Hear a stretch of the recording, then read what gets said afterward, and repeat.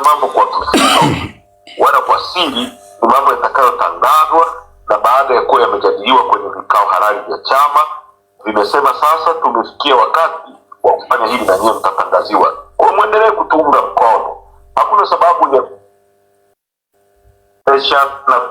na kushambuliana na kutokuwa na subira. Amini kiongozi wa chama chetu, iamini kamati kuu ya chama chetu. Ni kamati kuu ambayo ina watu wenye weledi wa kisiasa, wenye uelewa mkubwa, wanaojua kupima mambo, na wakiamua ujue wameamua kwa sababu wanaelewa. Lakini pia na baraza kuu ya chama chetu ambalo litaketi, haya mambo ni miongoni mwa mambo ambayo itapitia. Swala la mwisho ameuliza kuhusu propaganda zinazoletwa dhidi yetu, tunajipanga vipi zisiweze kugawa chama. Na hili nataka nilete ombi maalum kwa wapiganaji wote. Katibu mkuu alisema tujiepushe na hizi friendly fire. Mtu kwa sababu anampenda mtu fulani au ana imani na mtu fulani anamtukana mtu mwingine kwenye chama chetu. Mimi siungi mkono mambo ya kushambuliana bila sababu, bila hoja.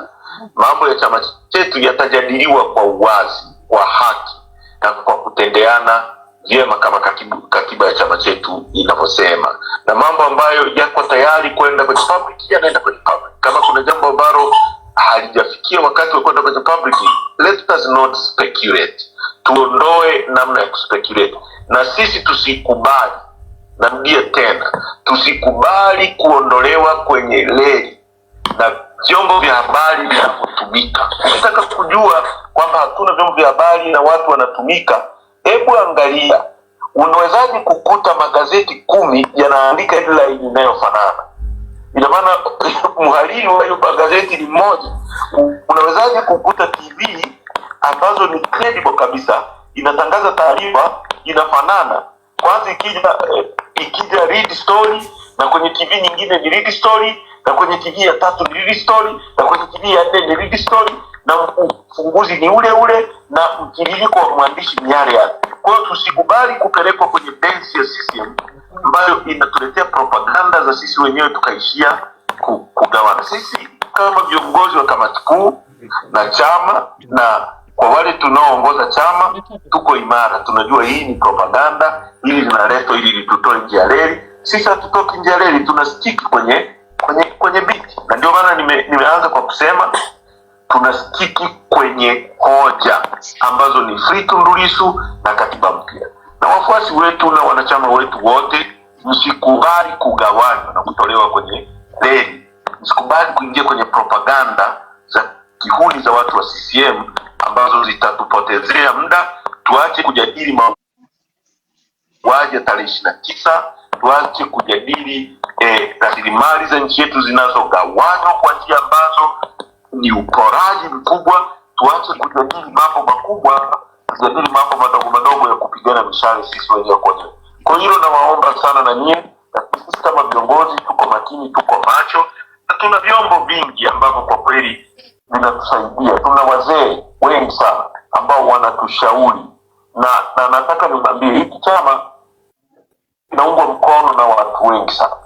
Yaani watu wakisikia jambo lolote ambalo ni baya dhidi ya Chadema, watu hawaradi. Ninapigwa simu na wazee.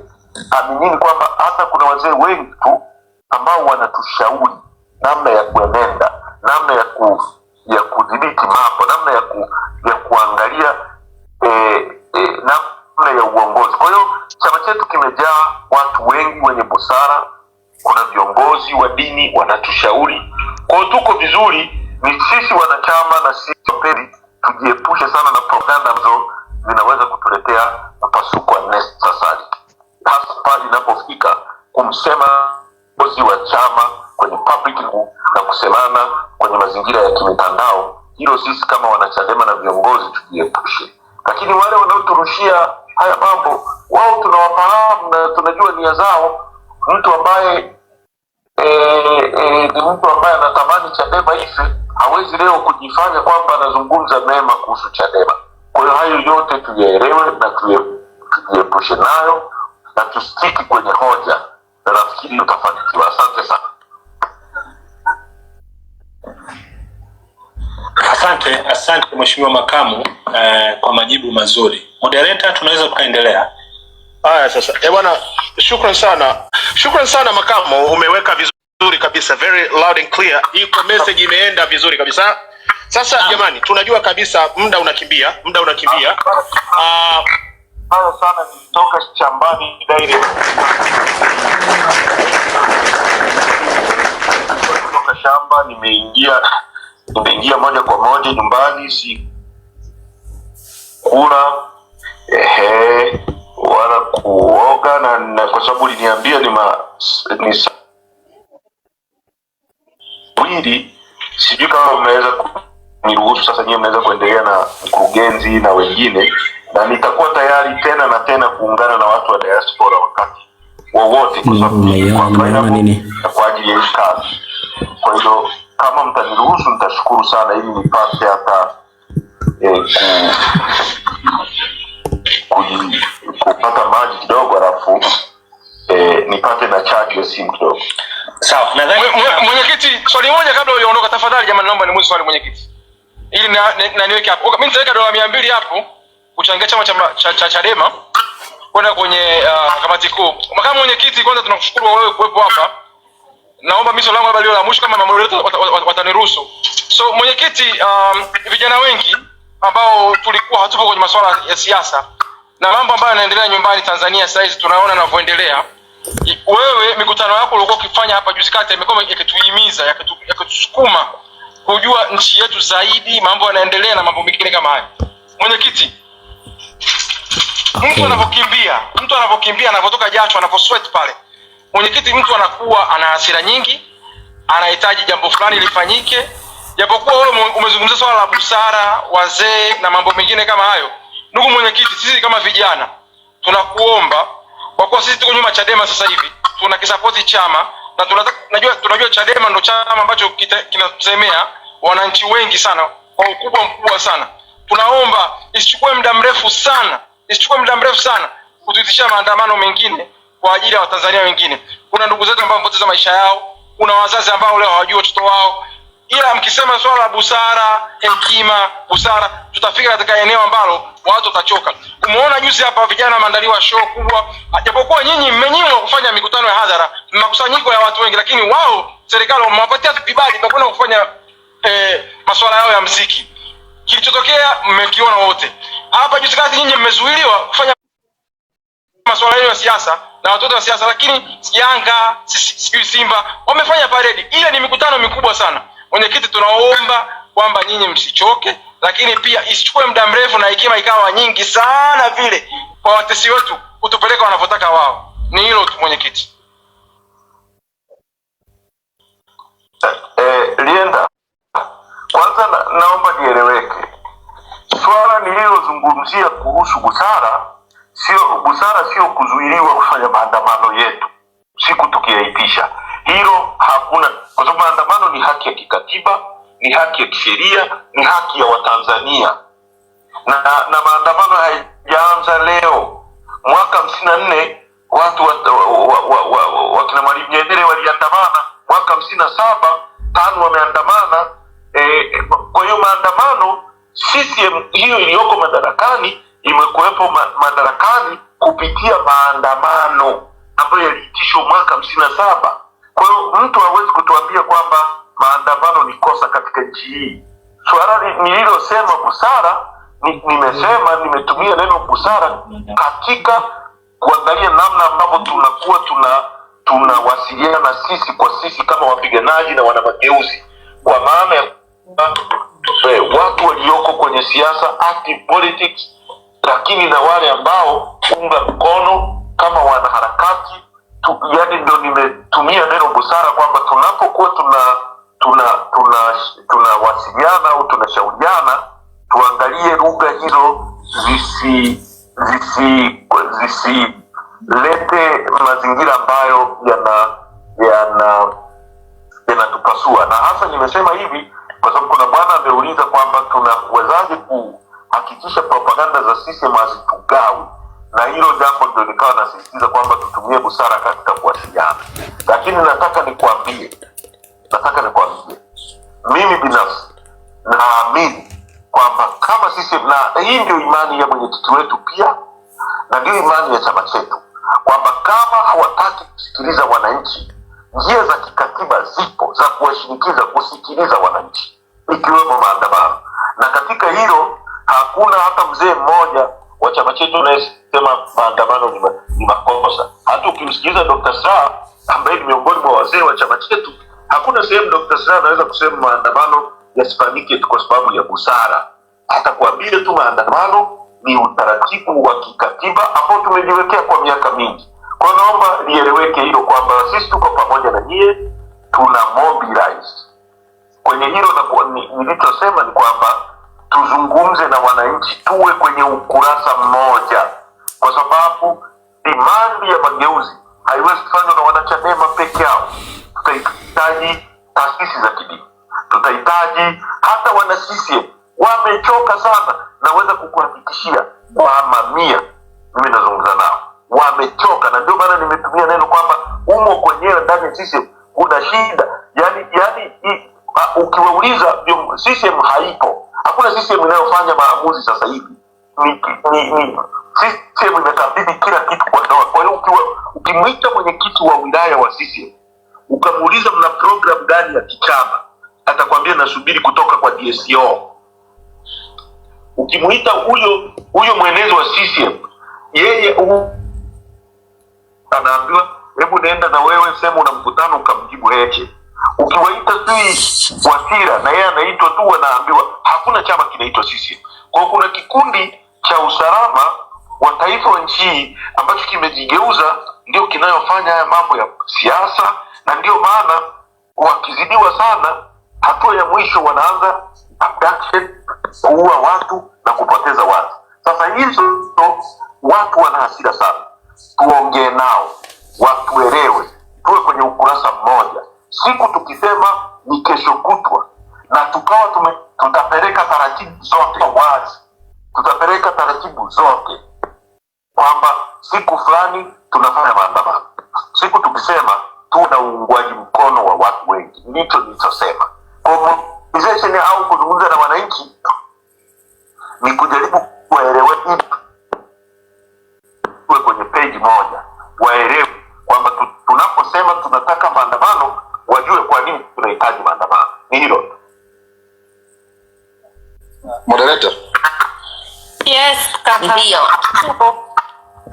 Moderators, naomba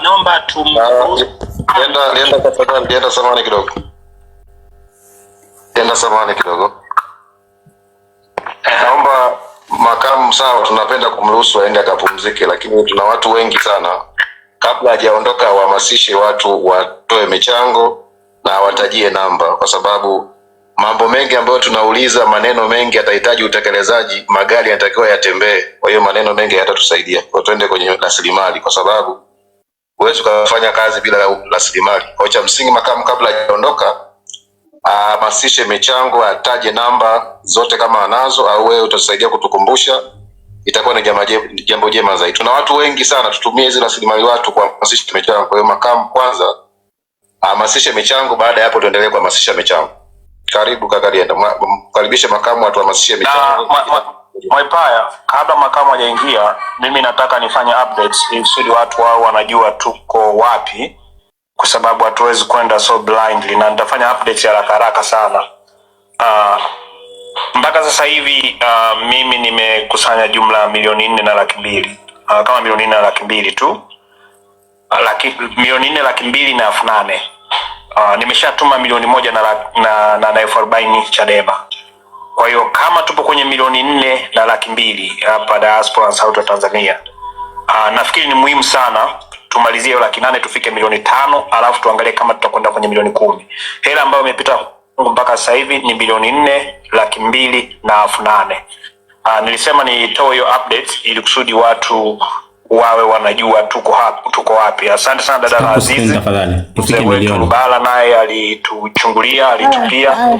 John Alute kama kawaida naye. Haya ndugu zangu wa hapa, namba hii hapo, Watanganyika, hii ndo nchi yetu. Kama una buku una 500, una buku una 500, umoja ni nguvu. Tuangalie namna gani Huo mkutano unaosikia ndio mkutano wetu wa ukombozi. Tutaptapu. Wewe mwamara wako usione aibu, tuma buku, tuma ulichonacho. Namba ni namba, tunataka kuhesabu. Namba ni namba. Huku tunataptapu, tutaptapu. Ulichonacho usijisikie vibaya. Kama una buku, una 500, huu ndio wakati tuosapoti chama chetu kinakwenda kutoa vitu ambavyo kila siku tunapigia kelele hapa. Twende kazi. Mwamara, namba hiyo hapo juu. 500 buku, 500 buku, ulichokuwa nacho 2000 ni namba, utashukurika milele. Tunabeba chama hiki kwenye mikono yetu. Wewe Mtanganyika mzalendo, ulichokuwa nacho, namba hii hapo kichwani kwa Nuruvazi. 1000, 2000, twende kazi ndugu zangu. Chama ni chetu, hii ni Tanganyika yetu, tunaenda kuiokoa. Twende kazi. Huku tunatapchapu, tutapchapu.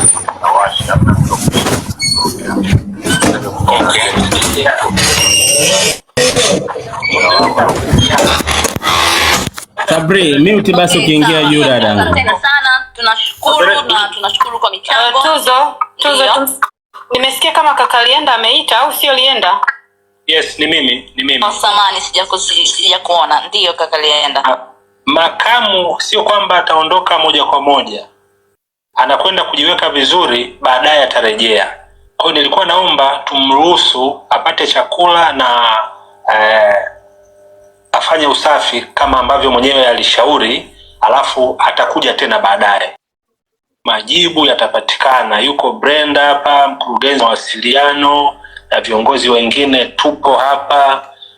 Swali ambalo hatutaweza platform yetu imejibiwa na mwenyekiti moja kwa moja, makamu, basi tutaliweka pembeni mpaka atakaporejea atalijibu. Lakini mimi na imani maswali mengine majibu yake yatapatikana. Kwa hiyo tukubaliane tu, tumruhusu makamu kwanza apumzike kidogo, apate chakula, alafu atarejea baadaye. Makamu, tunakushukuru. Unaweza ukaenda kupumzika, baadaye tutakuhitaji tena. Asante sana. Tunaweza tukaendelea. Asante. Libe ungesema Zeli namba hiyo tupokee kwenye Zeli hizo michango yetu tuloahidi hapa. Kuna namba nimeiandika kwa chat room hapo. Nimeandika namba zote za Vodacom, ile ya Vodacom na namba ya bank. Naomba niandike namba ya benki niwaandikieni hapo, kuna wale ambao lakini pia moderators mnaweza mkapini, mkaenda kule kwenye account ya X ya chama, ukachukua post moja ukaipini hapo juu, ili watu wakigonga tu hapo kwenye kwenye hiyo attachment waweze kupata hiyo account namba ya benki pamoja na namba ya simu. Kama kuna diaspora yote anataka kutuma, anasema anataka kutuma kwa PayPal au kwa nini, utaniambia. Twende pamoja. Nashukuru. Kama kuna diaspora anataka kutuma kwa PayPal, sawa, nashukuru sana. Au unataka kutuma kwa account utaniambia. Na nashukuru kwa clarify. Unapokea mwamala wangu nimekutumia hapo kwenye simu yako. Kwenye simu ya Voda. Lakini nashukuru kwa clarify kwamba sasa itabidi mpaka nikishuka hapa ndo naweza kuangalia. Maana ndo nakuambia tayari. Okay, sawa. Atakuwa anarudi hapo. Utataka kusema umetuma shingapi? Sasa jamani, kwa dada Tuzo. Ndio. Nilizisema saa ile pale. Ndio hiyo nilotuma. Na hizo namba za Chadema zipokea. Ulituma milioni 7. Nitakutext ya 200. 200. Okay. Okay. 240 423 3331. Andika kwa nyuma kakaribi atakuwa sio pekee. Nani sijajua toa yuko ametawanyika, yuko huku sijajua sasa hivi yuko wapi. Yuko naomba kwamba moderators Kakalibe, Kakanuvazi na mimi pia nitakuwa naendelea kuandika every few minutes tunaandika hapo chini details namba jamani za Chadema hizi hapa. Hizi hapa za bank za namba ya benki. Toa utakuwa na namba ya benki hapa. Random sio lazima hata mtu aseme, lakini tunaenda random ili harambe ya leo ikamilike. Moderators nani pandisheni watu nani? Asante sana jamani. Toa ameenda wapi? Kwanza nawashukuru sana, namshukuru makamu na washukuru. Tunaendelea. Nuru, chukua namba yangu kwenye IG pale ya benki, chukua kwenye Instagram yangu. Namba ya benki. Viongozi wa Chadema mliokuwa chini. Na benki ipo kwenye Instagram yangu. Gaidi mwandamizi. Uweze ukapaste hapo gaidi mwandamizi. Naweza kuminimize hapa. Tunahitaji upande juu. Kiongozi yoyote tunataka tukusikie, acknowledge kwa sababu ngoja na kwenye Instagram. Tukiendelea na hii harambee, kuna maswali yanaweza yakatokea, mnaweza mkajibu wakati tunamsubiri makamu mwenyekiti. Karibuni ukumbini, karibuni sebuleni, tuongee, tujulishane na watu wafahamu. Kaka Kitoka nayo hapa nani Nuru, namba ya tuandikie basi hapo chini nani nani nataka kuipini hapo chini. Sasa nikipini inabidi nitoe nani sasa hii nitoe hii hapa. Okay, ngoja ni kuandika hapo juu, afu moderators watakuwa wanatupia na kuandika na copy na kuandika. Anajiandaa sasa, anapasha moto, anaweka vitu vizuri kweli kabisa. Tunawaomba viongozi wengine ambao tuko nao hapa, Mange ametoa dola 1000 tena. Kuna wewe vizuri, lakini dada Brenda watu wameomba wakusikie na wengine, lakini tumemuona wakili wa chama mheshimiwa wakili Rugemeleza Nshala tunaye hapa vile vile tunamuona. Moderator, wapandisheni hao watu, watumie kabisa link, yani watumie kabisa ile alafu waje hapa juu kaka. Sasa ndugu zangu, mmesikia hapo Clubhouse mpaka sasa hivi tunayo milioni bwana nani tena Mahaya huyo bwana Mahaya zinaelekea milioni 4. Sasa tunataka tufike milioni 5 ndugu zangu. Lengo kuu ni kufika magaidi waandamizi. Ndio makamu NMB jamani, Marcus hiyo ndio NMB bro. Wasio wakaweka akaunti zao ndugu yangu. Hit the target. Maswali haya yatakuwa ni mazuri, lakini copy kwa swala. Okay. Jamani NMB hapo chini jamani. NMB magaidi waandamizi. Hizo hela mlizokuja nazo hazirudi nyumbani hizo ndugu zangu. Sasa tuanze hapa haraka haraka wakati huu muda wa break quickly tunavyofanyaga kabisa hapa meza kuu. Bwana watu wa club, watu wa TikTok tulia kidogo, tunakuja kwenu kaka Nuru, kaka Toa tulia kidogo. Ngoja kwanza tukusanye haraka haraka. Dakika 10 tu inatosha tu hapa. Bwana nianzie meza kuu. Meza kuu hapa haraka haraka kwa mtu mkubwa utakuwa umelala. Nakupa dakika moja tu. Mtu mkubwa ni ngapi unachangia haraka haraka hapa ili tuondoke haraka haraka? Ni dakika 10 tunazo hapa. Mtu mkubwa, hii ni meza kuu. Haya, Shujaa, mtu mkubwa yote yale ana cha kusema. Shujaa, wazee, hizi mic lazima zicheze wazee. Yaani ukikaa siti za mbele lazima mic zicheze. Mshujaa, haya. Ya urea, okay. Naruka pale. Dada Tuzo, yes. Dada Tuzo haraka haraka. Haraka haraka tunaondoka Yes, niambie. Ngapi? 180. Asante mimi kwa kutu. Inakuwa ngapi kwa Kitanzania hiyo? Jamani, sasa tunaanza. Ngoja tufanye. Haraka. Tutafanya kwa euro 3 au inakuwa ngapi euro bibi? Hesabu tumezeeka sasa hivi kakaangu.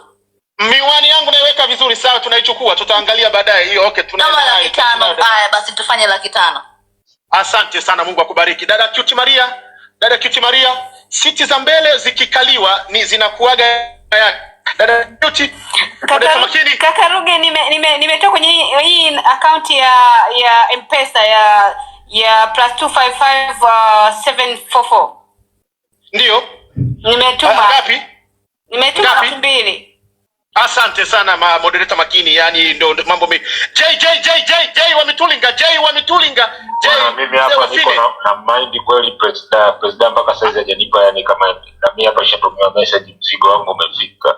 Nimempiga 100,000. Mimi nilitoa juzi, unajua nilipoanza hizi pilika nikatoa kama 200,000 na kitu, na leo nikasema hapana, siwezi kushika mic hapa bila kujiwasha mkono, na nilikuwa na swali langu kwa makamu mwenyekiti, yani afula maana sana yani, lakini anarudi tampiga alienda anapotea sana. Tampiga alienda hapa kwa mpelekea hilo yani siwezi kuliacha hilo, lazima tuende nalo sawa. Tunahitaji ukombozi huu mwaka. Tuendelee. Shukrani sana J 100,000 tumeichukua. Bwana mbunge wa Mbalali. Mbunge wa Mbalali vipi kaka? Baba Uso anaongea sana Bwana mbunge wa Mbalali kaka Liberatus Mwangombe. Hivyo. Uweze kupaja tena wewe ni Koko umechanga shingapi? Bwana Live. Naam kaka, naam. Na kuachaje ndugu yangu wewe? Wangepiga ndugu yangu. Norovazi nipandishe. Mimi chama changu hichi bro. Mimi nitadondosha. Wangepiga kama tulivyofanya saa zile nani? Bwana vinanda, sisi hatunaga vinanda Clubhouse bwana. Hatunaga vinanda. Milioni tunaichukua. Bwana tusaidie tu. Kaka Ruge. Kaka Ruge.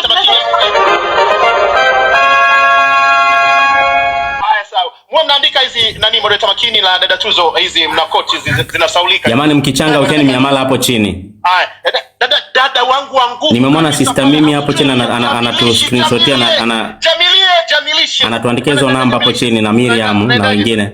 Tafadhalini sana, tunawashukuru sana. Kama tumekipenda wenyewe, ni cha kwetu wenyewe, wananchi wenyewe, viongozi tumeweka wenyewe, na no reform no election ndio sisi wenyewe. Haya, tuondoke. Dada Jamilicious. Ruge. Jamani, tusisahau hapa tutapchapu ulichokuwa nacho Watanganyika 600 kila mmoja akitoa 1500. Ndugu zangu, itasaidia chama chetu. Akaunti ni NMB hapo chini kwa wale ambao wanataka akaunti NMB hapo. Tunaipini hapo. Wallahi wa billahi, sio niombe dua hapa, rabbana atina fi dunya. Niombe dua hiyo bwana. Bwana alhamdulillah. Jamani, kitu juu kigelegele kule. Bwana andikeni hiyo, andikeni. Na daktari namwacha, tunampumzisha. Daktari ni mlezi, tumwache. Bwana kaka Omi, nilikusha kusikia wewe ulishagonga tayari elfu kubwa. Ama kaka Omi nataka uongezee pale tena. Kaka Omi, kuna chochote kilichobaki kwenye koti, kwenye wallet?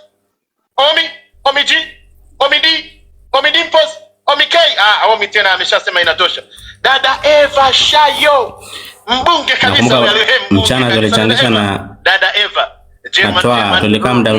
Tulikana ni muda gani? Ndani ya stream muda gani tumechangisha milioni 1 karibia na pesa. Milioni 100 ni nyingi sana kabisa dadangu. Nasema wangefanya kama tulivyofanya za zile, watu wangechanga haraka sana. Sasa tunajua ni watu nani wazee wetu. Si tukija hapa tunabaruza. Wewe tulia kwanza umalize. Hapa tutajaribu kuangalia kama mambo yatakaa sawa, lakini kwa leo kwanza zibaki hizo 3 kwanza. Ruge, by the way, mimi nimesema milioni kwa sababu kwanza ni chama letu wote, alafu nimemkopi mstaafu Emmanuel, amekaa hapa ametulia na Mawani, alishatupia milioni 1. Lakini tatizo ametupia kwenye jamvi la kanda ya Ziwa. Sasa pia tueleze kama enda diaspora au kutoka kanda ya Ziwa ametukia milioni. Alafu nilikuwa namfuata huko wewe. Ametupia milioni, alafu vivyo kuna brother wangu mmoja yuko Europe, ameuaga na support sana. Amenitumia something in inbox. Kuna mtu ametuma 200. Tarehe 27, lakini kaambia tarehe 27 atanitumia milioni 1 na hope atafanya hivyo. Kwa hiyo namshukuru sana brother wangu, jina lake naanzia na B, anajijua mwenyewe. Amesema atanitumia milioni 1 tarehe 27. Kwa hiyo Ruge, naomba tukumbushane tarehe 27. Ila nimefanya milioni kumatch mstaafu Emmanuel Katili, na nimefanya milioni 1 kumatch Ruge kwa sababu ulikuwa umesema Ruge na vile vile ni chama letu. Shukrani sana kaka. Bwana chama kiendelee kabisa, lakini nisichukue kwa sababu nimeomba dakika chache kwa sababu kuna watu wako TikTok wanasubiri kaka Toa na kaka Nuru, nisichukue muda wao. Ngoja nikimbie mniazime huo muda dakika chache, namaliza tu hapa. Viti vya mbele hizi vina heshima yake. Mheshimiwa mtumishi wa Mungu, account name Nuru. Hii hapa imeandikwa hapo chini wapendwa. Account name Nuru nimeiweka account number tu. Jamani, account name ikoje nani? Ama brother Marcos, account name Chama cha Demokrasia na Maendeleo. Yes, nombeni Miriam andikeni hapo chini hiyo namba kamili na jina Chama cha Demokrasia na Maendeleo please. 2.5 kwa hiyo tunakwenda milioni naiona milioni 10 ile pale moshi ule mweupe na uona. Bwana sasa mnikimbie kwa nani ndugu yangu? Fue wewe bwana. Watu wanakupiga mwingi. Wewe. Ipini kaka Nuru. Sasa mimi siwezi kuipini kwa sababu kuna guest hapa juu. Milioni 5 huyo. Otherwise, hata ningesema niandike hapa juu kwenye bango, sababu ile ni ndefu sana isingeweza kutosha. Bwana shukrani sana kaka Fue 300,000. Bwana moderator wekeni sawa mahesabu hayo bwana, tunaondoka. Sasa niruke jamani, naomba tutapo tumbakiza 300,000 tufike milioni 1. Tayari uko naendeleza kaka Jordan.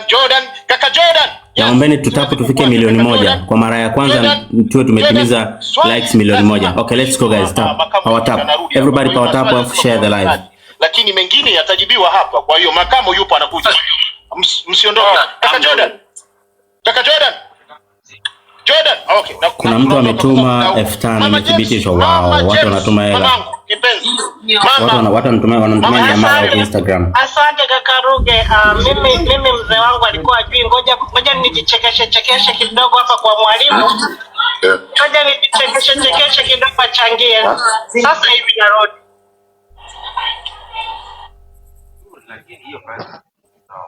Tutaptapu tu share live ulichokuwa nacho Mtanganyika kinatosha 2000 3000 twende. Labda kila mwenyekiti anapewa pesa, labda wewe utakuja na watu 30, wewe utakuja. Mimi mama yangu si mwenyekiti wa mtaa, mimi mama yangu mzazi ni mwenyekiti wa mtaa. Hizi pigo wanazifanya sijui kama nini, lakini ni mwenyekiti. Lakini sasa hivi naona hapa kaimu ndio, kwa sababu yeye chakuwa na umri mkubwa. Hizi pigo wanazifanya, kuna vifungu vinaenda pale.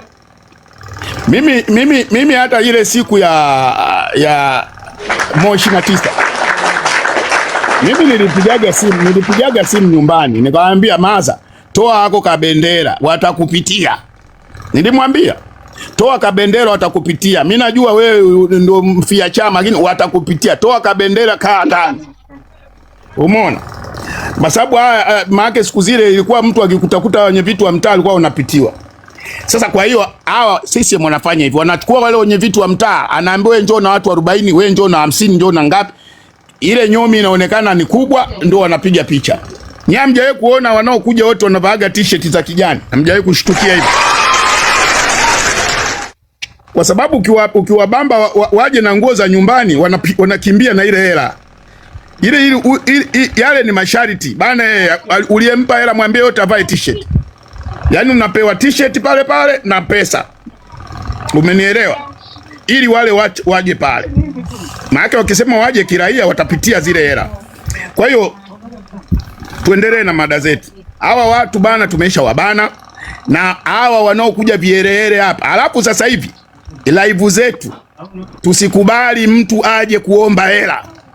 Wewe kama umekuja kwenye live, wewe una hela, wewe tembea tu. Wewe kimbia huko. Na tumeshasema ukiwa na shida mfate mtu inbox. Na inbox na tutakuwa tunawapigia WhatsApp call, video, weka video. Una shida? Weka video, mimi nitakupa. Utaki zima simu, tembea. Weka video. Weka video nikuone. Mnatudanganya, si mimi nalala kwenye mti, si nalala wapi. Weka video nikuone. Uso wa ukweli unaujua na wa uongo unaujua. Unamtazama tu mtu usoni. Una shida gani? Hakuna mambo ya kupeana hela. Tutakuwa mfuata nini inbox. Fuata inbox nikupigie video call.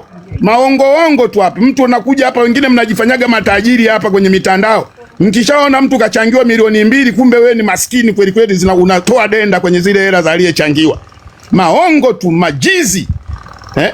Mkiona mtu kachangiwa milioni 2, kumbe mtu ngeli na kutoka denda. Bana subiri, na mimi nilishaga tamba hapa kwamba mimi ninazo, inakula kwangu, bora na mimi ningesemaga nika maskini tu. Angalia sasa, huyu anapewa milioni 3 na mimi hapa najifanyaga ni tajiri.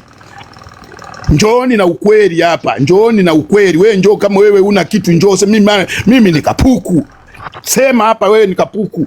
Sija hapa mkishaona mtu kachangiwa ndio mnaanza kutengeneza mazingira. Ngoja na mimi nitengeneze mazingira ya maskini. Nianze kuomba kama msaada. Wengine mnajifanyaga wagonjwa. Naanza kukoa. Naumwa. Hakuna, ni majizi tu. Naumwa wapi? Mnapishana nini na yaliyoiba bilioni 748? Wewe unapishana nini na hiyo matitisiero yaliyoiba bilioni 700? Nyie huko mnaopiga makelele, mnapishana nini na yaliyoiba trilioni 1.8 bwawa la Nyerere? Kaeni huko, msije kwenye hizi live. Tutabaki hata 5, lakini live hizi haziwezi kufa. Na asija akakudanganya mtu harakati zinakufa. Alianza Mtikira. Walikuwepo wakina Oscar Kambona kipindi cha Mwalimu. Walikuwepo wakina Chifu Fundikira kipindi cha Mwalimu. Wapinzani nyie mnakuja mnaongea leo hiyo. Tafuteni historia za hao watu. Wakina Verogadia Mayunga, Generali Mayunga, wakina Paul Bomani. Mnakuja kusema kwamba eti movement zishi. Kulikuwa kina Paul Bomani hapa na kina Mayunga wanataka kuichukua kanda ya Ziwa, waichukue iwe nchi yao. Kudadadeki nyie mnakuja wanaharakati wa kudai bukubuku. Kuna watu walijikatiaga minyama, wameikata kanda ya Ziwa kabisa, wanakuambia hii inakuwa nchi. Nyie mnajua hiyo? Kuja kusema wewe ni mwana movement. Kuna watu walitengenezaga movement waikate kanda ya Ziwa iwe nchi. Kudadadeki. Alafu nyewe ndio mnakuja kuleta kelele, mimi ni mwana harakati, bila mimi harakati asitaenda. Tunawaambia hivi, alikuwepo Chifu Fundikira, alikuwepo Kambona, alikuwepo akina hao, akina Paul Bomani, Mayunga, Uuliza watu watakwambia. Mwalimu mpaka akawapeleka ubalozi wa kudumu. Mayunga alipelekwa Nigeria ubalozi wa kudumu. Paul Bomani alipelekwa Marekani ubalozi wa maisha kudadadeki. Ulizeni historia yao ni nini? Mmekaa tu eti mimi ni mwanaharakati na hao wasemeji. Alikuwepo chief nani? Alikuja Mtikira Gabacholi, nyie mlikuwa wadogo. Alikuja na Gabacholi, fukuza Wahindi nchi nzima kudadadeki na akamatwi. Alafu mnakuja kupigia kelele. Nani anajua Gabacholi? Sikilizeni nyimbo za Professor J ndo mtajua magabacholi. Mmekaa hapa mnakuja kuwatambia watu. Mimi siwezi kutoka kwenye movement. Mimi ndo nilianzisha. Ulianzisha wapi? Mtikira atasemaje? Wakina Kambona watasemaje waliokimbilia Uingereza? Hebu tulieni. Tulieni, hizi movement zinakwenda zinalisiana vizazi na vizazi. Hizi movement zimeshaingia tayari kwenye damu. Watu hawawezi kutoka kwenye hizi movement mpaka wapate wanachokitaka. Nani kakudanganya? Ndio maana tunakwenda kama generation. Alikuja Mlema mwenyewe alikuwa mpinzani mzuri tu, kuna kipindi anabebwa na watu atembei na gari. Ndio mseme sisi si nini. Nendeni huko kwenye mitandao mkaangalie. Mnaongea ovyo. Hizi movement zimesha bamba. Ndio maana kuna wengine wanakuja hapa kwenye hizi movement kutafuta majina ili wakafungue malive yao huko. Na sasa hivi bila kuzitaja hizi live wewe sio Mtanzania kudadadeki. Yani yani nawaambieni wote mliopo hapa. Hakuna mtu yeyote anaweza kafungua live saa hizi hata hao waudaku bila kutaja hii kitu hapa. Baba lao. Hii kitu hapa lazima mtajwe. Nie asipotajwa Nuruvazi atatajwa si nani, asipotajwa Mage Kimambe, yani lazima muwaguse hawa watu. Hawa watu wameshaingia mioyoni mwa wananchi, mtawagusa tu. Mtawaoga kama maji. Kwa hiyo mtu asije hapa akawaambia eti kwamba eti mimi nikitoka movement zitayumba. Kudadadeki. Watu tunakaaga kimya, hata sisi siku 4-5 hatupandi na bado watu wanapiga manondo. Mnasema hakuna hazina baba mtu hizi baba hizi ni mtu yoyote akipewa mic tayari ameshalianzisha. Yoyote ali hapa akipewa tu mic tayari kudadadeki. Hamna mtu kukuambia nini. Cheki saizi watu 100 na ngapi hapa. Nendeni kwenye tu live tu wako 20 17. Hapo naongea kwa sauti watu 17. Yani hapa bana hapa na hii ndo chachandu hii. Tunaanza hii. Tunapasha. Hii hapa hatuwezi sisi kuacha kupiga nondo. Hatuwezi. Ila kuanzia sasa hivi wewe unayekuja hapa kwa ajili ya kutafuta hela, wewe ondoka. Kwanza niwaambie, nyie mlioko Bongo ambao mmeingia kwenye hizi harakati. Kama wewe unapenda mageuzi, kwanza ficha sura yako. Nyie wa nyumbani, ficheni sura zenu. Nyie wa nyumbani ficheni sura zenu. Nyie wa nyumbani. Alafu tafuteni hela. Msije hapa kwenye haya harakati hamna hela. Mtu ukija hapa wewe kama ni wa nyumbani unakuja kwenye hizi harakati umeamua katafute passport kwanza. Nendeni mkatafute Saidini nyewe mnaoongea kwa magazabu mlio nyumbani, shikilieni passport mkononi. Litakukutokea la kutokea kimbia Kenya wapi unapata na hata kwenda hata Ulaya. Wewe una passport. Mnakuja mnatukana ovyo hapa. Hamna hata gamba lolote. Alafu mnakuja mnatusumbua tu hapa. Hatutaki upumbavu huo. Wewe ukijijua una passport hapa usije unaanza kutukana serikali. Kaa hivyo hivyo ukimya huko. Kwa sababu hii serikali itakuua tu. Jifiche, piga nondo. Basi, lakini mnapokuja hapa mtu huna passport, huna hela ya kula, eti ngoja nikapige kelele pale na kwa sababu wako watu 17 wanakaa Ulaya. Watanichangia. Subutu saizi hamzipati. Kaeni hivyo hivyo mnatudanganya, mara mimi nakaa juu ya mti, sijui nini, mtoto wangu amekufa, si nini, uongo. Na Mungu atawalipia. Kuna watu wengine wamenifuata wanatoaga kwa moyo. Wanatoa kwa moyo, wanaumia. Wengi tu wamenifuata, mbona mimi natoa bana, acheni kutoa. Tena wa Ulaya wanatoa kweli. Msiwape. Mnaona mkitoa mnaenda mnasemwa ovyo. Yaani sisi saizi nyie niwaambieni, sisi tuna nguvu. Ndio maana tunafuatiliwa kwa sababu nini? Hatujatetereka. Tangu Moi 29. Miezi mingapi saizi? Hatujayumba. Wengine sio wameishia njiani. Wengine wanatepeta. Wanaishia njiani. Omba wote wameishia njiani. Omba wote kwishne. Wasukuma wanafanyaga kwishne. omba wote kwishne Kihindi hicho au karasi. Njooni tena sasa hapa, mrudi muombe misamaha. Hatutaki. Ukirudi hapa kwenye harakati ufukuzwi, ila utakuwa una tap the screen share. Hakuna kuchukua mic. Huyo host yuko wapi? Ewe kachekesha. Hakuna kushika mic. Tap the screen share live. Tap ndio itakuwa kazi yenu, kwa sababu tukiwapa mic mnaanza kusema kwamba eti sisi ndio tuna nguvu. Mungu asemeje? Mungu asemeje? Eti mimi ndio na nguvu. Mimi nikitoka hapa, mimi nakuhakikishieni nitaivuruga kabisa, harakati yote itaisha, kwa sababu mimi nina mvuto. Kama mlikuwa mnaenda kwa waganga, imekula kwenu. Hakuna hiyo kitu hapa sasa. Hapa tunalindwa na Mungu tu. Mtu anakuja na imani yake ya Kiislamu, akitaka kupiga dua zake, piga bismillah, anashika maiki, anatembeza nondo. Wewe na yeye kwa jina la Baba na la Mwana unatembeza nondo. Ngoma ndio maana tumedumu hapa. Ndio maana tumedumu. Amtuyumbishi ambao tumekuja kwenye harakati kweli. Lakini nyie mliokuwa mmejia mkwanja, mnye tayari imeshakula kwenu. Tuachane nayo kwanza, tunayapa ujiko, tuingie mada zetu za leo. Jamani, hii serikali tumeisha iparalyze. Kilichobaki ni kukaa wengi tu barabarani, basi ngoma inaitika hii. Mnaona wanapotapatapa sasa hivi. Alafu sasa hizi ndo wanazidi kuipa umaarufu Chadema, na wanazidi kutoa umaarufu kwa wanaharakati kwa haya matendo wanayoyafanya. Kwa mfano kama leo nimeona mtu wale wanaosema wanamchafua Heche, lingine limwanachama la NCCR limevalishwa t-shirt. Ni aibu. Na nyie mnaokaa huko, nyie mnaofungua live, nyie watu wa CCM mnaofungua live, nyie UV CCM. Nyie UV CCM kudadadeki. Msiposhirikiana na sisi, sasa hivi mmeanza kuzoleshwa mavi. Mmejifanya muioni. Nyie UV CCM, nendeni mkaangalia kwenye mitandao kudadadeki. Wachina wameshaanza kuwabebesha mavi kudadadeki, na mtayabeba sana kudadadeki. Mtabeba sana mavi tena kwenye pipa. Jamani, hamjaona kwenye mtandao? Andikeni comment hapo. Hamjaiona kwenye mtandao? Tanzania wamebebeshwa mavi huko. Alafu mnajifanya mama mitano tena mnabebeshwa mavi kudadadeki. Wamebeba mavi. Mbona muionge? Alafu nyio kina Kitenge, miradi yayo.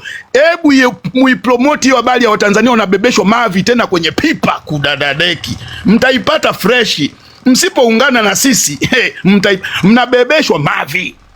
Jamani, hiyo nani mnadhani mmeiona leo? Wanabebeshwa mavi tena kwenye pipa. Wanabeba kama walivyokuwa. Amkumbuki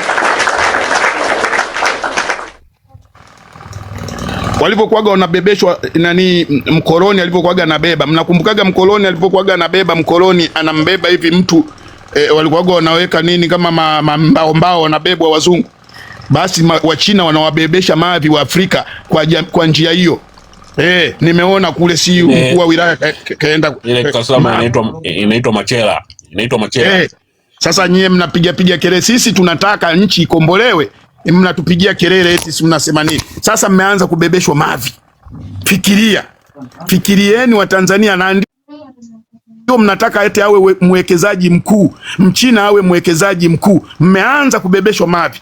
Bado mjabebeshwa mavi, alafu mnaletewa na Ebola kudadadeki. Mavi plus Ebola mtaipata fresh. Mnaletewa na Ebola kudadadeki. Hebu fikirieni. Alafu bado mpo tu mnasema kwamba eti sisi ni wanafiki. Sasa wameingia mkataba ili nyie mletewe wagonjwa wa Ebola. Kuna mmoja yuko wazi Mike. Sayoni, funga Mike. Umeshaona? Sayoni, funga Mike. Una mwangwi. Sayoni, Sioni pakuzima. Basi shuka chini afu tarudi baadaye, kwa sababu nikiongea kuna mwangwi. Au ngoja kwanza nione. Naona kama umeisha mwangwi sasa. Tuendelee. Mmeona nyewe wa Tanzania mmeletewa Ebola, alafu mnabebeshwa na mavi, alafu bado mnaipenda hii serikali kweli? Bado nani anaipenda hii serikali?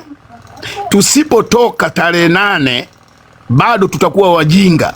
Kwanza huu mkataba wa kupokea wagonjwa wa Ebola tungeanza kuipigia debe kwenye mitandao.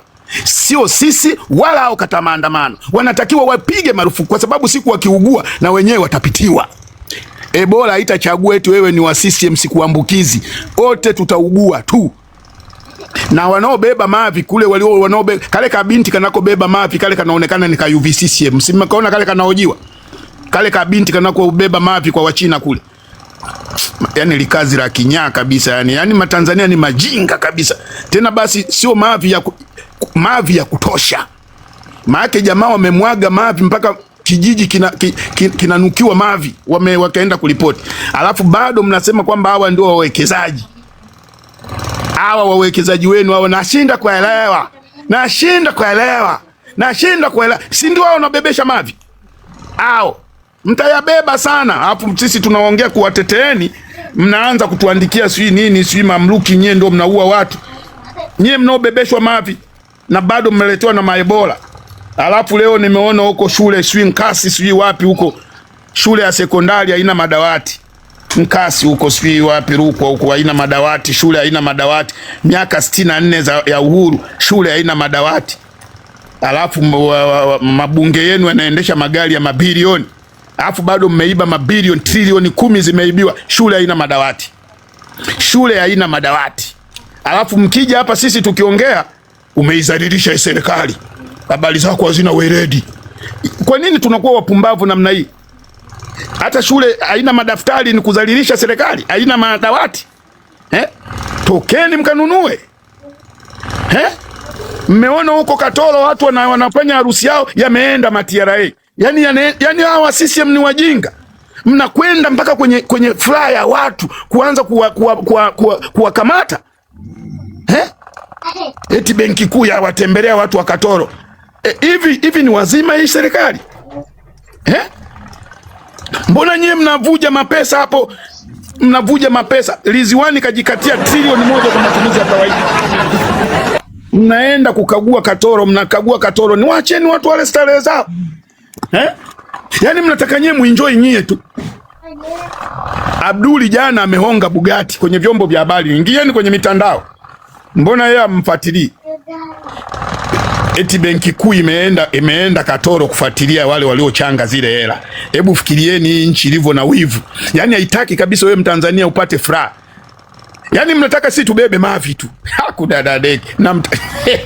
Alafu mimi mtu hapa tukianza kuongea inaanza kutuona sisi kama wajinga.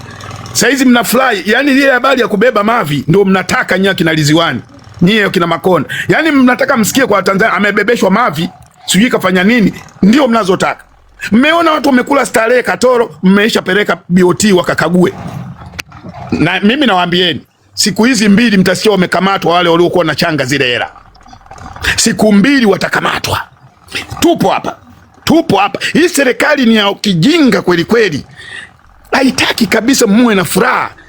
Ndio maana imeenda mpaka kuwaletea Ebola na nyie bado mpo kama majinga. Angalia sasa hivi wameanza kuishiwa hela. Mmeona leo host anaposema.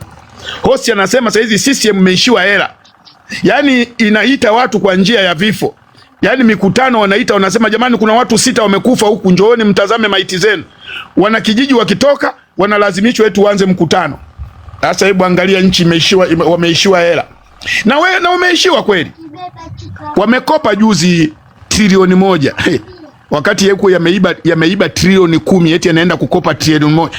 Nyie wa Tanzania mliopo hapa, kama mnanielewa ninapoongea. Wameiba trilioni 10 hawa wa shirika la ndege, CTTCL, si Maliasili, si nini. Jumla hela zote trilioni 10. Alafu juzi yetu wameenda kukopa trilioni 1, wanapiga mapicha kibao. Tanzania na IMF mambo sawa. Wameweka na wamepeana na kamkono hivi. Badala mkakamate zilizoibiwa. Na nyinyi waandishi wa habari. Sasa hivi mmekaa eche. Hamna hata, nendeni mkaandike hizo za trilioni 10. Sizimwe kwenye mitandao.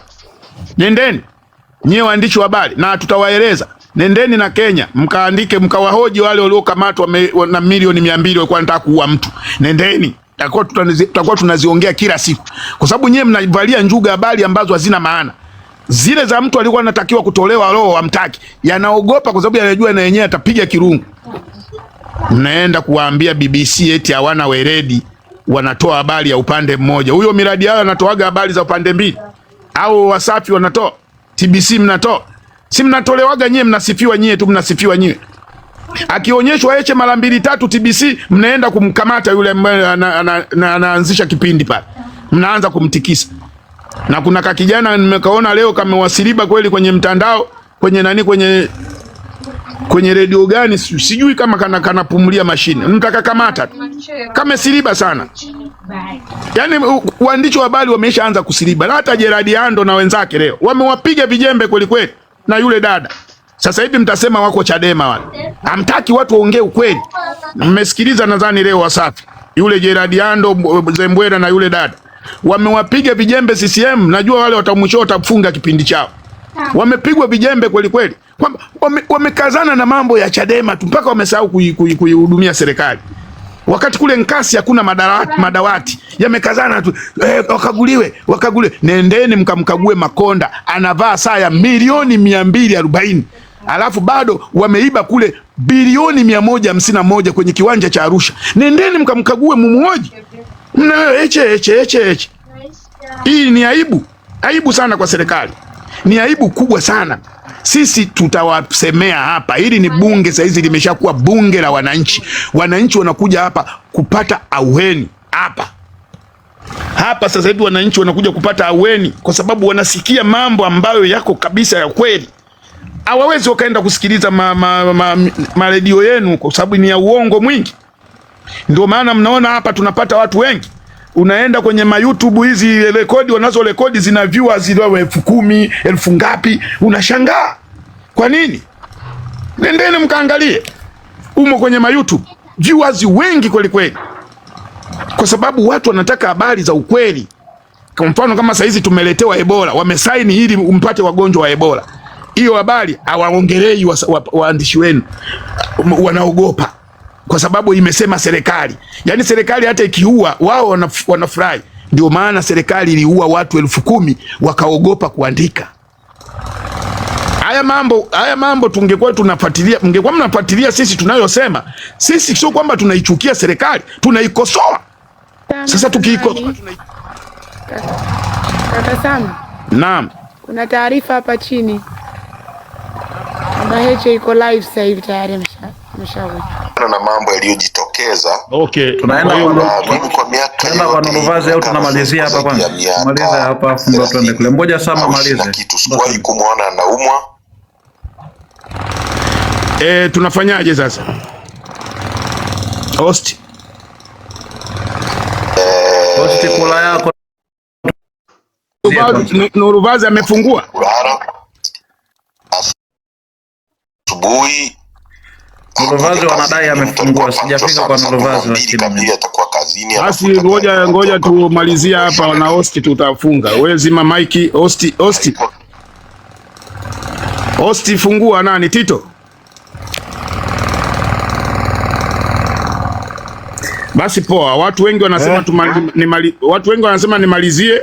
Basi kama dakika 5 hapo tufunge live twende kule au si? Okay. Jamani, sisi hapa huwa tunajadili mambo ya muhimu sana.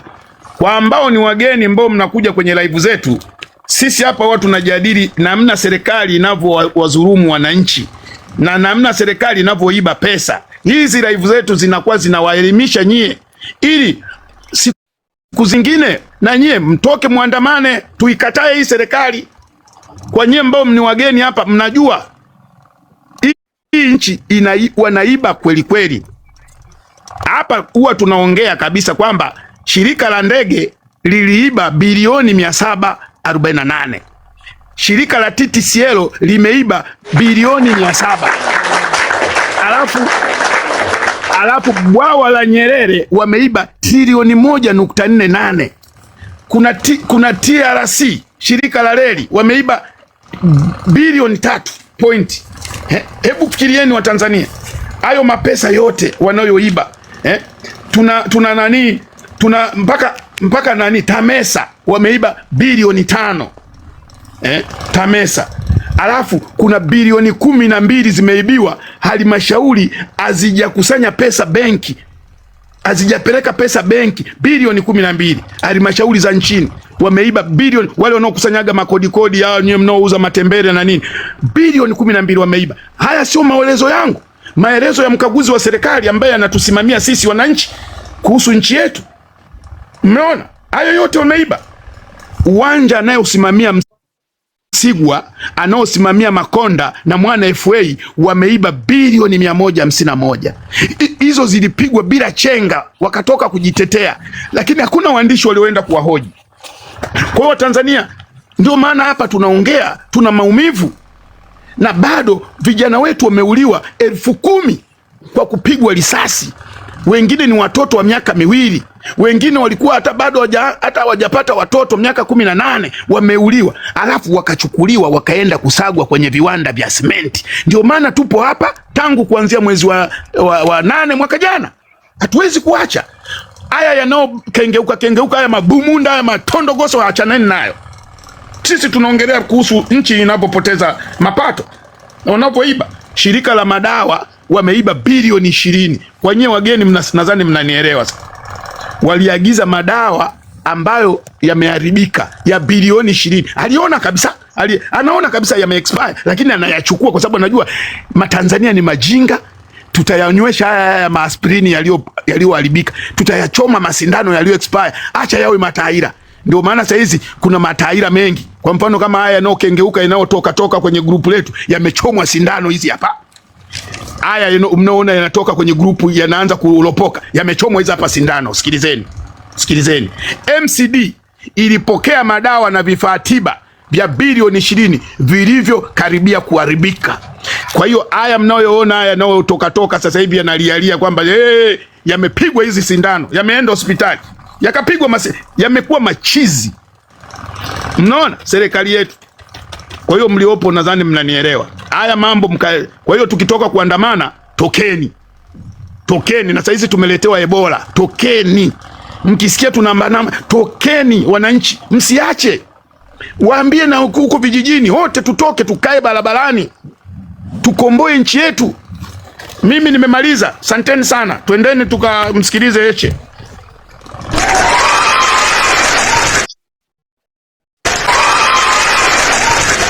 Jamani, nafunga, tuende kwa Nuru pale tukamsikilize Heche, afu tutarudi tena. Kama tutarudi hapa sawa. Wanaharakati tunapendana, live zote ni za kwetu. Tito. Naam.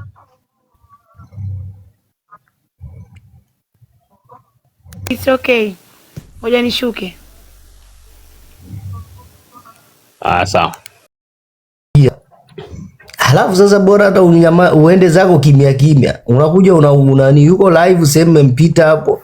Anazungumzia mambo ya ndani yake, sijui kina Nurvazi, sijui kina nani, tunashikwa akili. Yote anazungumza. Mimi sione hata nani ina mantiki gani? Kama mchango umeomba umenyimwa, hata kama ulipewa kidogo, 2 3 wamekuchangia, si unashukuru Mungu, unasema asanteni hata kwa hichi kidogo. Sasa anataka akianzisha mchango hapa onekane yeye kama ndo brigedia wa hizi harakati. Kila mtu atoe pesa. Mimi alinitumia jina lake na namba zake, nimtumie pesa. Sasa nikasema huyu jamaa vipi? Mbona sijamuelewa? Sasa utatuma pesa ujue ana shida gani? Yani ndugu yenu analilia kuchangiwa. Wakati sisi hata kipindi kile tulikuwa tunaonyesha mpaka madonda tuliyoyapata kwenye mazingira hayo, lakini hatukupata msaada wowote na hatukusaliti harakati. Sasa rafiki yangu, wewe unalia kuchangiwa alafu utatoa kiupi? Kwa maana nimesema mkauli inatoa maelekezo.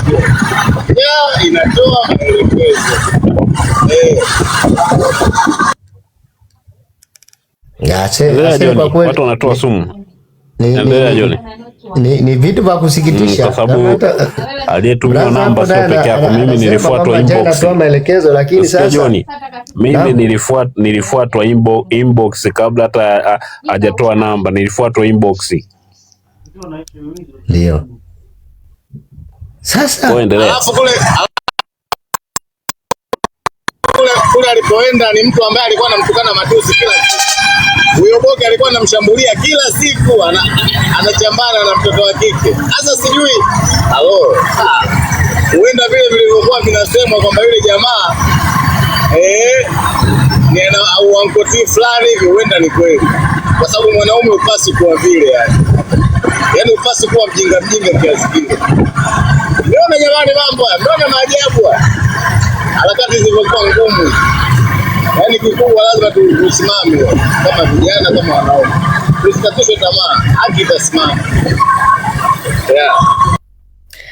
Sasa watu kama kina Nyerere walipigania uhuru wa taifa letu. Sasa ingekopo ndo wagogo hivyo wanaomba hela za michango. Sasa leo ingekuwaje? Leo tungekuwa na uhuru kweli? Tungekuwa na uhuru? Hatuna uhuru. Maana wangeongwa, wangepewa hela nani, wangesha mama grupu. Ndio hichi kilichotokea. Ndio hichi kilichotokea kwa huyu bwana. Alafu mwanaume unafungua live, unaanza kulia, unaanza kuongelea mambo ya watu, sijui huyu yuko nchi fulani, sijui nini, nyie mnalazimishwa muandamane, sijui mepanda imeshuka. Nikani nimemsikiliza pale sijui dakika 5. Kaona hapa hamna kitu chochote hapa, ni ndo wale ameshaondoka huyu, mwache aende zake huko. Kisa mchango. Alafu bora hata uje hapa una kitu ambacho labda kimekufanya utoke. Mchango. Kama na mchango ni kitu ambacho namwambia mtu naomba unisaidie, niko kwenye matatizo haya. Mtu anakusaidia, unamconvince mtu akusaidie. Sasa ona nitumia namba na jina, nitume pesa. Mimi sijui unaumwa ni una shida gani. Sijui uko katika mazingira aina gani. Unaniambia mimi nikupe pesa. Jamani, hivi tukiendelea na haya mambo ya pesa hapa TikTok. Tukiendelea na haya mambo ya pesa. Pesa inasambaratishaga watu. Sasa hivi umeona Tanzania huko, yote tunahangaika kwa ajili ya pesa. Pesa ndio tunakesha hapa kila siku. Yote haya tunapambana ni kwa ajili kitu kinaitwa pesa. Kama na maisha bila pesa hakuna maisha. Wanasema pesa nani pesa sio kila kitu, lakini pesa ni kila kitu juu ya material. Haya material huwezi kununua kama una hela. Chakula mazuri mtochangiwa. Mbona sisi Chadema tunaichangia kila siku? Yaani mpaka leo watu wanaendelea kuichangia Chadema. Yeye analalamika nini? Watu wanachanga ukifanya mazuri. Usitaki pesa kwa nguvu.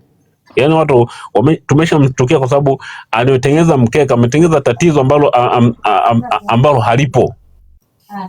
Mbona Chadema tunawachangia? Sasa ndio nashangaa sasa. Na unavyoomba mchango, hata huyo Chadema mwenyewe anavyoomba mchango, anasema anaomba.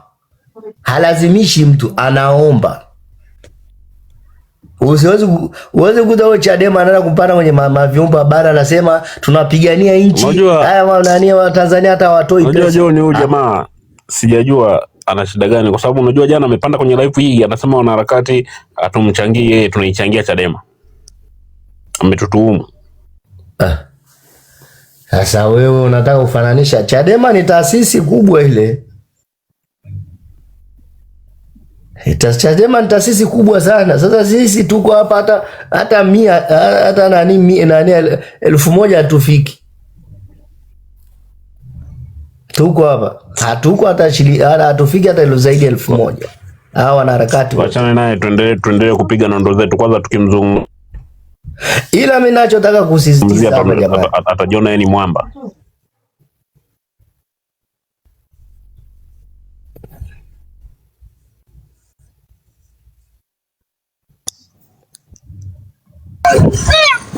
Mimi nataka niwape nani?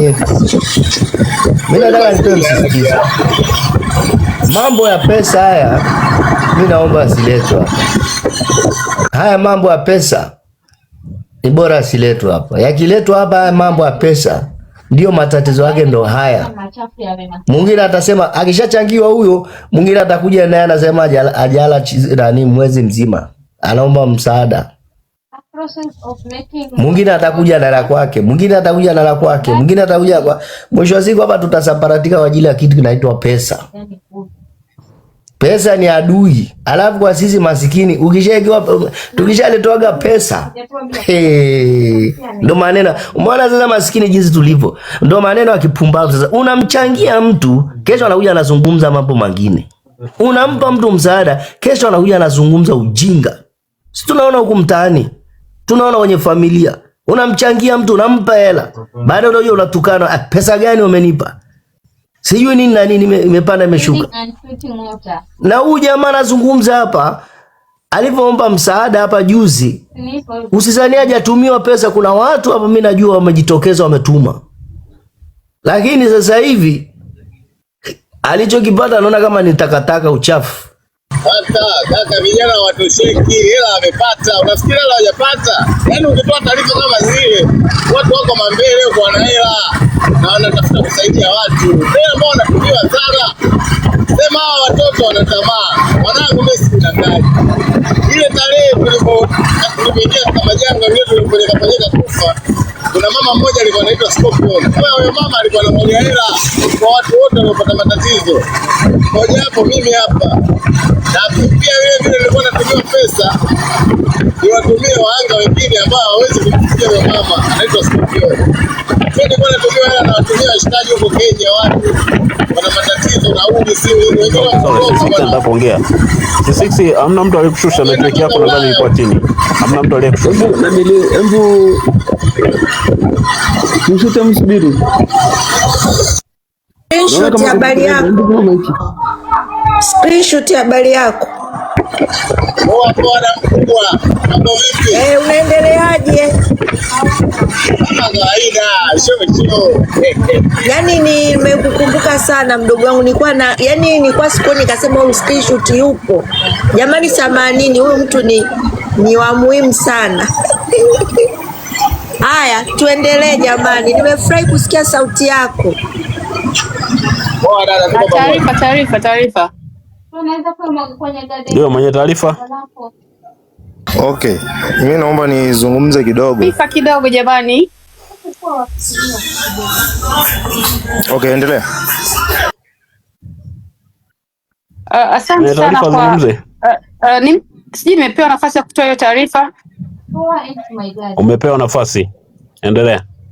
Okay, asante sana, asanteni wote hapa juu na sorry nimefika tu sasa hivi nikaomba kutoa taarifa. Hivi leo nafikiri mmeshasikia kidogo kwa leo kutakuwa na Mheshimiwa John Heche atakuwa anaongea live pale Clubhouse. Kwa hiyo kama kuna mtu yote atakuwa anapenda kusikia, basi nilikuwa nakuomba hosti tutafute njia ya kuweza kuunganisha moja kwa moja kutoka kule Clubhouse kuja hapa TikTok. Lakini pia vile vile nahisi kaka Nurvazi atapandisha live kwa ajili ya kusikilizisha hiyo live pia kutoka kule direct kutoka Clubhouse. Kwa hiyo labda tumsubiri kaka Nurvazi kama atafungua muda huu, basi ni vyema kwa atakayependa basi anaweza kajoin kule. Kama kaka Nurvazi hatafungua sasa hivi sijajua, make ni mpaka sasa hivi nilikuwa najaribu kutafuta live yake sijaona, ila kama kuna mtu umeona basi jua kwamba kaka Nurvazi ataunganisha pia kutoka kule Clubhouse. Kwa hiyo karibuni kama kuna yote ambaye atapenda kusikiza. Atakuwa anapumzika maana alikuwa live nadhani sio muda. Nurvazi alikuwa live sio. Live yake ilikuwa hewani sio muda. Nadhani imeshushwa sio muda. No, hajapumzika, atakuwa amefungua kwa ajili ya mkutano kwa sababu yuko aware na mkutano. Aha, sawa. Kuna muda ilifunguliwa mchana. Aha, okay. Okay, sawa basi tusikilizie kama atafungua basi ndio nilikuwa nawapa taarifa. Kama atafungua vyovyote itakavyokuwa. Vyovyote kama unataka kutumia huko sawa. Kama ni kule sawa, vyovyote. Okay, sawa. Live zote ni za harakati. Zote ni za harakati. Ni kweli kabisa. Tunapendana. Uko sahihi. Ndio maana nikasema kama mtu anaweza kuconnect kutoka kule Clubhouse, anaweza akafanya hivyo pia. Okay. Na unajua yani hata kama vyovyote vile awe kaka amefungua hapa nyinyi connect anaweza ka connect. Mbona kama hebu C6 ni kama anataka kuongea afu kuna mtu kama anamshusha. Nani anamshusha C6? Basi mimi ngoja nishuke nimpishe hapa kaka C6 akae hapa.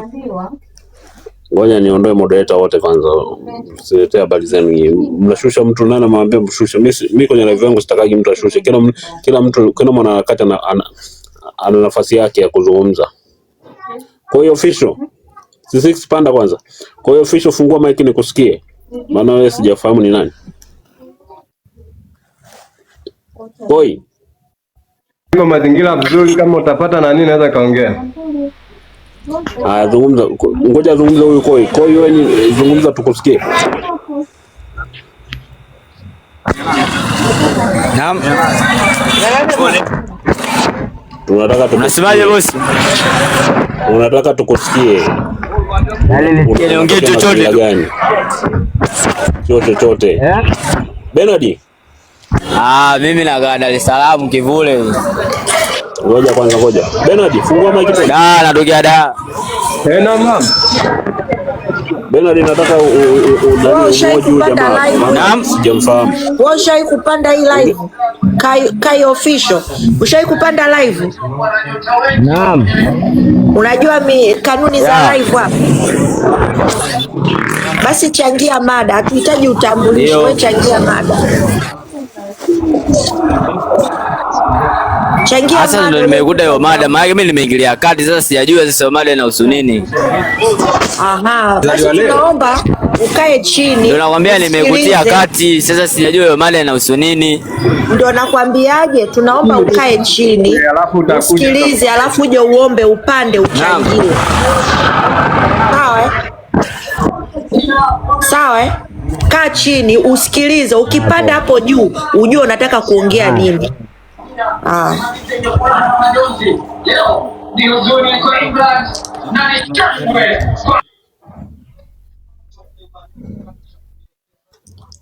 Sisi panda juu.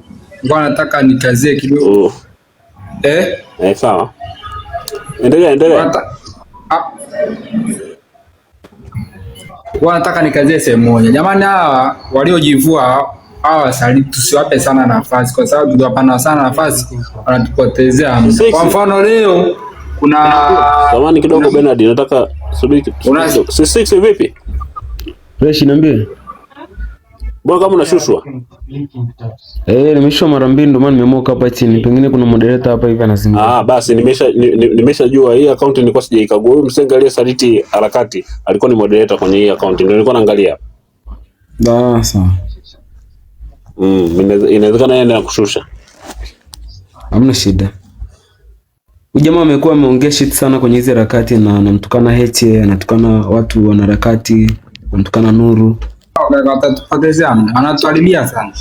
Mimi niseme tu jambo moja kwamba tunazidi kujifunza mambo makubwa sana kwenye hizo harakati. Lakini pia huyu jamaa anajua anakwenda kupotea kabisa.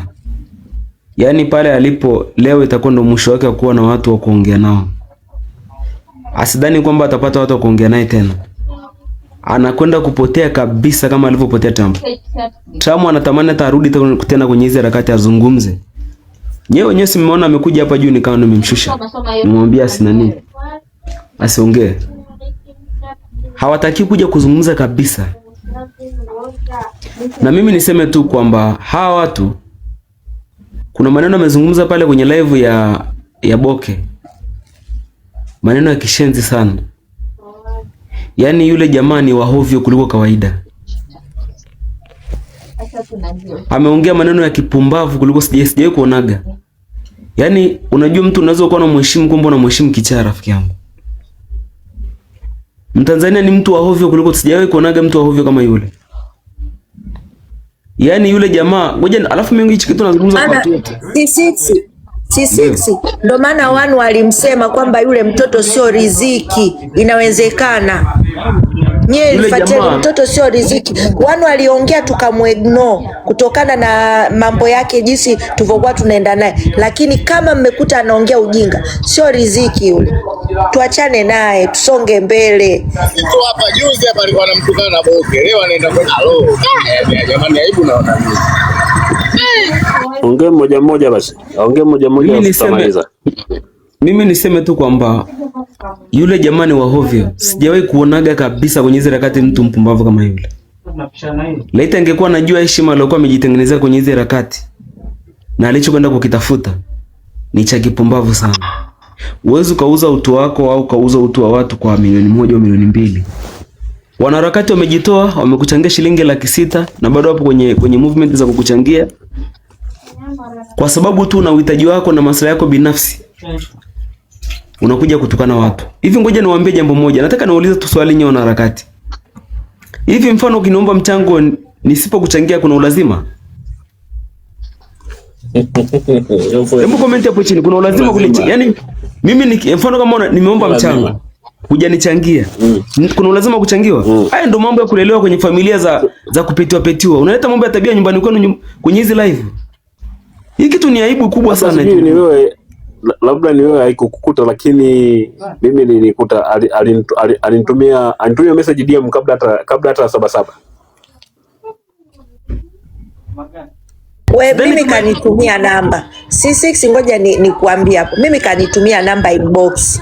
Nikamwambiaje? Mimi siwezi kutuma pesa kwenye namba yangu. Kwa hiyo mimi na mgonjwa, subiri nikishatoka nitaenda kwa wakala nitakutumia, na mambo mengi sijatulia, lakini kutumia namba yangu ni kutumia hela siwezi. Jana nashangaa ananitumia eti, "Oh sister, kama umeshindwa kunisaidia basi achana navyo."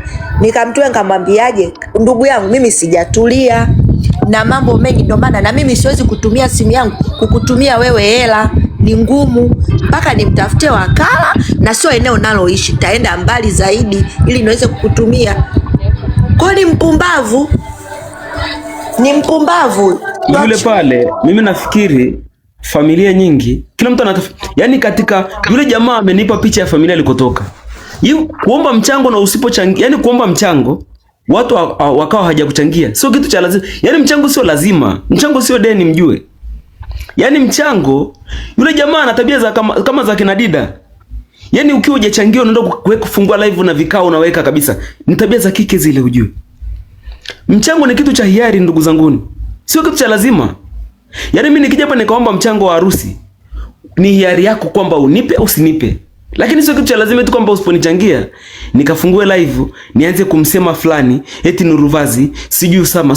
Hii ni aibu ya mwaka. Yule jamaa amejidhalilisha akajipaka mavi usoni. Sidhani kama hata ana akili timamu. Na imenipa picha kwamba yani sio kila mtu anayeongea anaiva vizuri ni mzima. Watu wengi wana ugonjwa wa akili ndugu zanguni.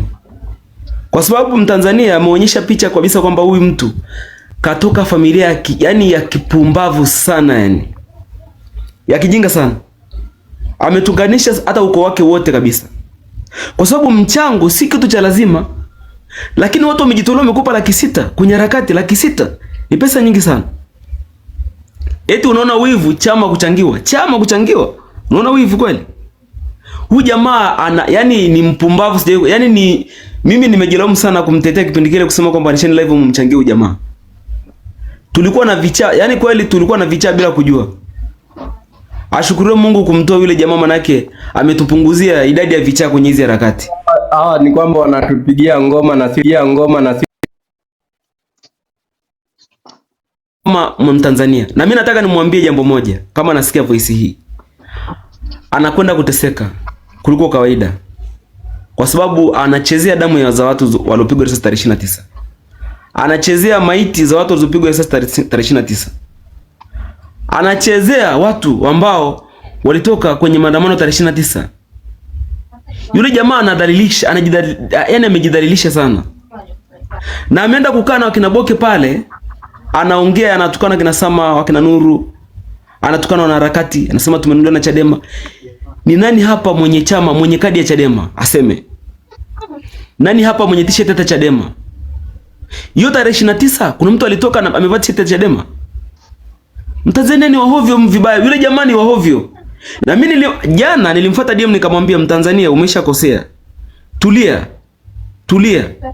Umeshakosea kwenye harakati, wengi wanakosea, wengi wanaitwa mamluki. Tulia, taratibu utarudi kwenye form vizuri. Lakini umepewa 600. Hao 600 walokuchangia 600 ndio umeenda kufungulia live unawatukana. Dhambi hiyo itakutafuna maisha yako yote. Kama uko kwenye ardhi na mbingu, hii ardhi unayokanyaga sisi. Na watu wameitolea mchango kwa mapenzi yao tu kukupenda. utateseka. Mimi nakwambia utateseka. Atateseka kuliko kawaida. Si twendeni tu tusongeshe gurudumu la hizi harakati. Atakuja kutamani kuingia kwenye hizi harakati, hatapata huo muda.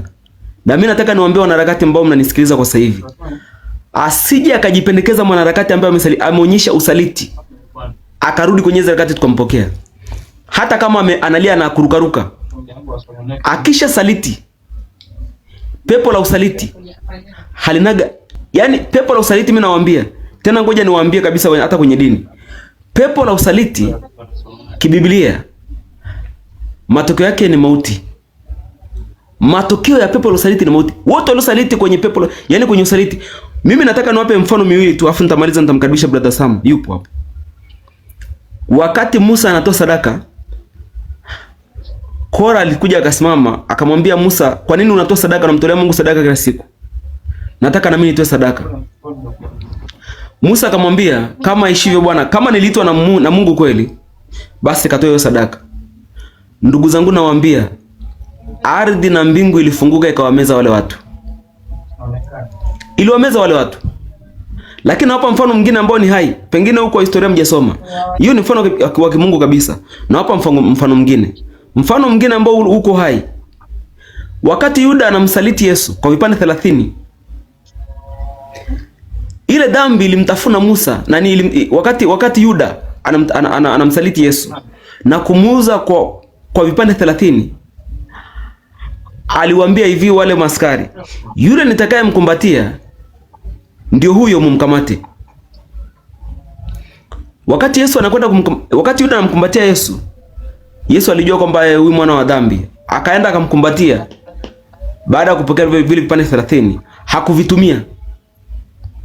Akajinyonga, kamba ikakatika, akapasuka matumbo akatoka nje. Fikiria hicho kifo cha aibu kiasi hicho. Kwa vipande 30 vinapoteza uhai wake. Hawa watu wana ngoma ya muda mfupi sana. Wana mwendo mdogo mno. Harakati sio kitu kuchezea. Harakati ni mfano wa umeme. Ukiugusa tu unayeyuka. Unakauka hapo hapo. Na mimi nataka niwaambie kwa wanaharakati ambao mko hapa, ikitokea umeomba mchango wakiwa hawajakuchangia, usilete tabia za kike za kuweka vijiweni watu. Mwanaume kamili aliyokamilika, mwanaume hawezi kunyima mchango akapiga kelele kama Mtanzania anapopiga kelele. Mwanaume na koromeo akinyimwa anakaa kimya, anajitafutia. Biblia inasema mwanaume atakula kwa jasho lake. Sio unyima mchango ukakae kwenye live na wanawake wenzako unapiga kelele na kutukana wanaume ambao wamekataa kukuchangia. Hii ni aibu sana. Utembele kwa wanaharakati tumepiga marufuku michango sasa hivi. Hakuna mchango. Na mimi nasema nilikuwa ni miongoni mwa watu ambao wanapiga kelele sana watu wachangiwe. Lakini kwa sasa hivi kufa na shida zako. Hizi harakati sio sehemu za kuchangiwa. Kaa mbali na michango. Usilete njaa zako za familia yako kuzileta kwenye harakati hapa. Yaani kama umekuja na njaa zako huko mtaani, ukazileta kwenye hizi harakati, ukataka mchango. Mchango sio kitu cha lazima, ni hiari yangu nikupe nisikupe. Pumbavu kabisa huyu mjinga. Tena sija karudi kwenye hizi harakati kabisa yani. Karibu brother Sama, karibu sana. King Boy nimeona anataka kuongea kwanza. King Boy unaweza ukafungua mic. Au tunapata utaratibu. Kwanza unaomba wajumbe wanakuruhusu kuongea. Sasa wewe sisi umetukuta hapa. Alafu tena una nani naona karibia. Endelea nani? Bernard, tunapoteza muda, endelea kwanza. Sama ataongea tu. Sama uoga akaunti zake zinashushwa sana, ndio maana nimemkaribisha. Yaani nimemkaribisha Sama kwa sababu hakai hapa. Haina tatizo. Wanaweza wakaongea tu, haina tatizo. Nani Bernard wala usio na pressure. Umeona? Utaongea tu. Endelea nani? Ongea. Ni kwamba hawa nao tuwaache, sisi tuendelee na nondo. Hawa maana hawa watakuwa tunacheza ngoma zao. Wao wanasaliti huko na sisi tukiwaongelea hapa tunawapa airtime sana. Kweli wanauzi, wanakera, lakini tusiwape airtime sana ya kuwajadili. Tuendelee na nondo. Watakuwa naona maana kule walipopewa hela, wamepewa hela ili sisi kutuvuruga huku. Sasa tukijikuta tunatoka kwenye nondo, adui yetu sisi ni huyu mama na hii serikali. Sasa hawa ni mapapeti tu wadogo wadogo, ni toilet paper hawa, ni toilet paper wameshatumiwa hapo, watapangusiwa uchafu, watatupwa kwenye dampo, mwisho wa siku hawana chochote. Kwa hiyo ni watu wadogo sana kwenye hili taifa.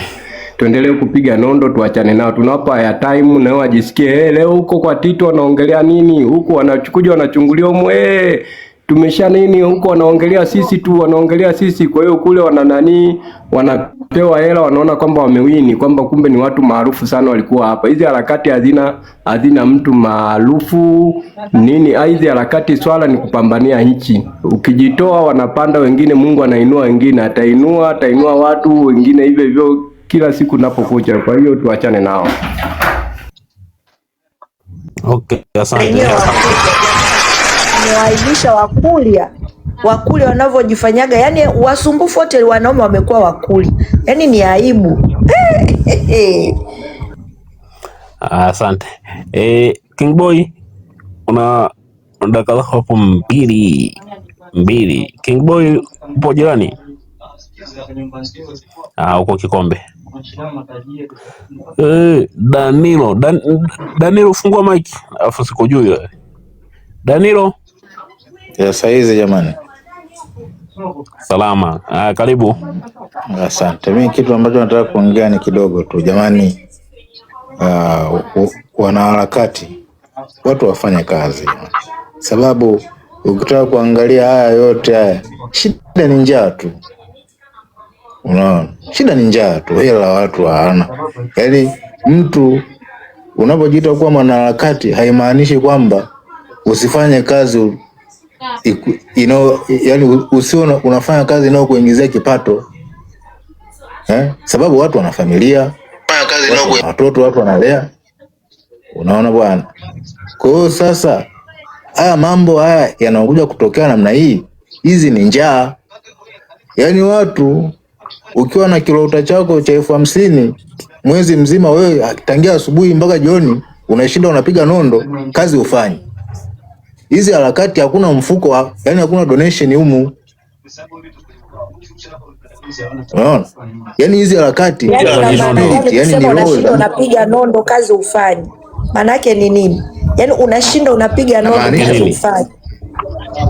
Yani inamaanisha hivi, watu tumetofautiana. Kuna wengine akikaa tu nyumbani, Danilo, ngoja tusaidie hapo. Ingiza hela na nini na live yetu tupo kwenye harakati za 88. Tunakwendaje 88? Wengine kama wewe hakuna ulazima. Tito, huo sio mwenzetu. Haya bwana, mimi sio mwenzetu huyo. Karibu Ted Cruz, karibu.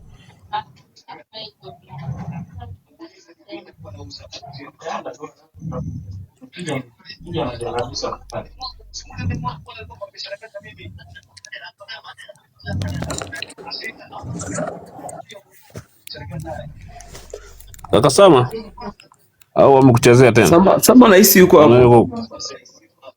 Yupo amefungua mic, lakini mimi namuona amefungua mic lakini haongei. Au ameganda. Acha kucheza naye. Wakishamuona tu watacheza naye muda si mrefu. Maana akasema muda ule wangeongea. Manake akaunti yake wanachezaga nazo sana. Wewe nimshushe apande tena. Nini kula chakula?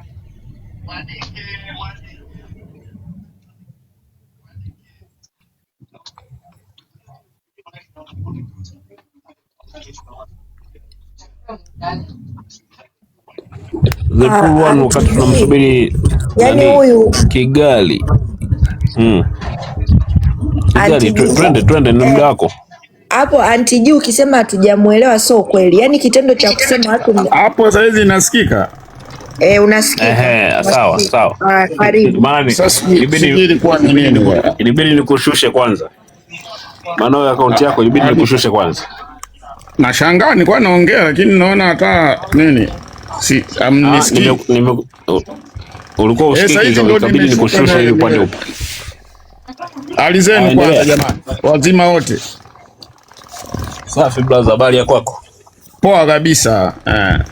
Tuko vizuri. Karibu. Yaani tuko vizuri, mtu asija akawadanganya mtu yoyote. Yaani tuko vizuri mno. Tuko vizuri na tumewakamata kweli kweli CCM. Yaani tuko vizuri. Yaani mtu asija akawatoa kwenye reli. Tuko vizuri mno na tumewakamata vizuri kweli kweli CCM. Yaani tumewashika sehemu zote. Tumewakamata kweli kweli. Mkiona mpaka CCM wameanza kukomaa na Chadema, jua huku sisi tumewamaliza. Kwenye mitandao tumewapoteza. Kwenye mitandao CCM tumewapoteza kabisa. Ukienda huko Ulaya kwenye mambo yao ya mamikataba tumemaliza, tumeshaua wakina Makrista, wakina Ted Cruz, tumeshaua. Ndio maana sasa hizi nguvu wameiwekeza kwa Chadema kwa sababu nini? Wameona wadili na ndani. Wameweka nguvu kwenye Chadema. Ndio maana wameizuia mikutano na sasa hizi wanataka